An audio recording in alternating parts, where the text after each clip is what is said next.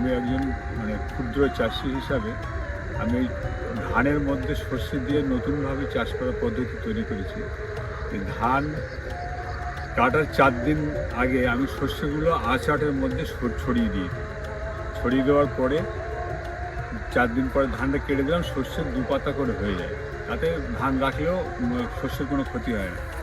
তারপরে জমি যদি মানে রস থাকে তাহলে আর ওতে হালকা করে একটু স্প্রে করে দিলাম, দেওয়ার পরে একটু জল দিয়ে তার 1 সপ্তাহ পরে জল দিয়ে দুটো সার দিয়ে দিলাম, গাছ মানে গ্রোথটা বেড়ে যায়।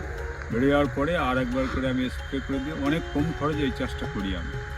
এটা আমার প্রায় 7 বিঘে জমি আছে এই শস্যে।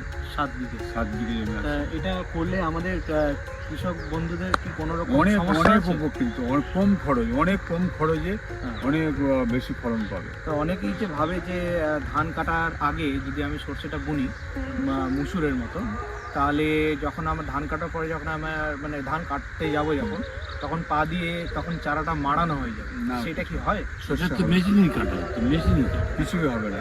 ওদের দেখা যাচ্ছে একটু কাত হয়ে গেলেও চারা ও একটু পরে 2-3 দিনের মধ্যে গাছ সব খেয়ে হয়ে দাঁড়িয়ে যায়, কোনো অসুবিধা হয় না। কোনো অসুবিধা এবং ফলনটা বেশি হয়, আর সময়টা বেশি হয়, ফলনটা বেশি হয়। সারের পরিমাণটা সারের অনেকটা কম লাগে।